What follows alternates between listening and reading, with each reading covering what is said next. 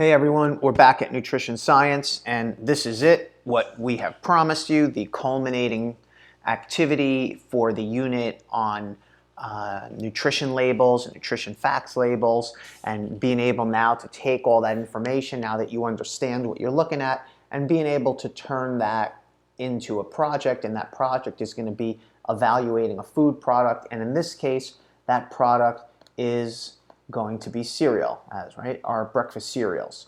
So just to kind of roll through this, to kind of explain the project to you and give you some tips and things like that. So in the procedure number one, I'm asking you just to read the article, and you have that attached. I just put it down here so these articles move around all the time.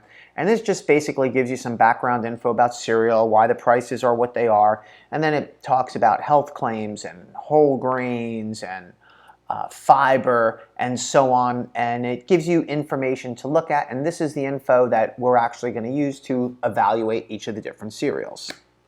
So second thing is to locate and open the data table in Google Classroom. So I made this data table for you, and as you can see, these columns 1A through 6, those are going to be the information that you guys are going to use to rank each cereal. You'll be ranking them from healthiest to least healthy. And then the ranking here, because you'll just put them down in any order, then what was number 1, what was number 2, and so on.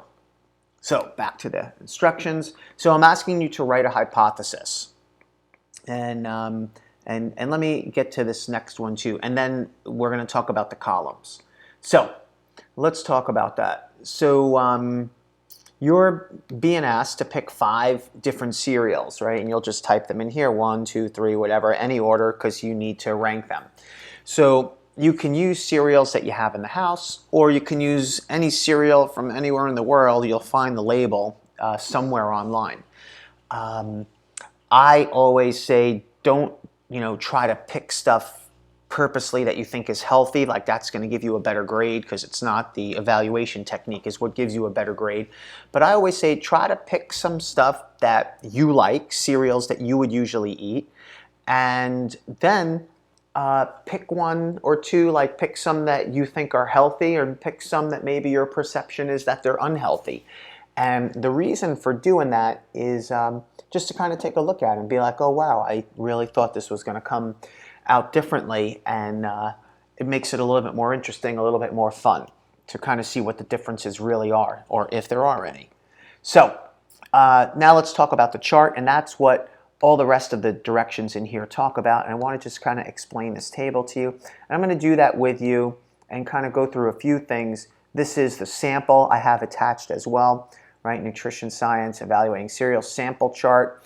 And column 1, you can see I picked this General Mills Raisin Bran, and then we move from there. All right, so some of the different criteria that we're going to be looking at is it a desired ingredient? And the desired ingredient just is, and this all comes from the article, is there a fruit, nut, or berry in the name of the cereal? And it's Raisin Bran. So raisin is a fruit. So is there a desired ingredient? Yes, there is, and you list what that desired ingredient is, and I wrote raisins over there.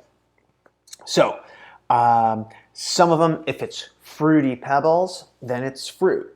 If it's Cheerios, there's no desired ingredient. And if there's no desired ingredient in this column right here, I would just put an X. And if I have an X in this column, I'm going to have an X in this one.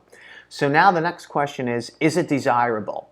So the criteria, is it listed before sugar in the ingredients? And you guys already know the reason the ingredients are in that order is because it goes from the most abundant to the least abundant product present in there. So if sugar comes first, if there's more sugar than there is raisins, then who cares? You're having sugar-coated raisins, and that kind of crosses out whether or not it's actually desirable.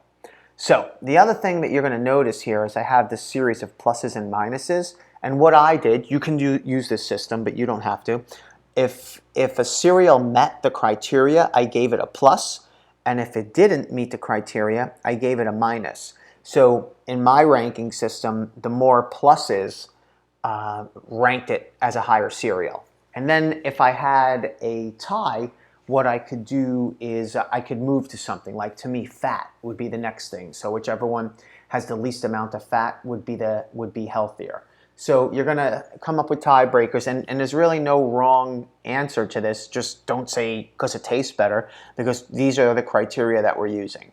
All right, so our next column is whole grains. If there are whole grains, I ask you to list them. You have to read through the ingredients, and the whole grains are, if it says like whole grains, rolled grains, or rolled oats, it has to use these specific words.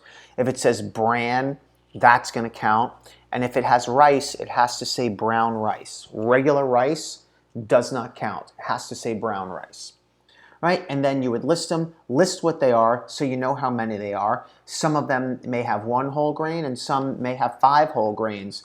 And when you're doing your plus and minus system, you may want to account for this, or maybe in part of your tiebreaker, whichever one has more whole grains. So you guys figure out how you're going to do that. Now, we move to fiber. So here's the basics. You're looking at the nutrition label. And when you're looking at it, if it has more than 2.5 grams of fiber, that's awesome, right? And we know the job fiber is going to do for us. Sugar, we want that cereal to have less than 5 grams of sugar.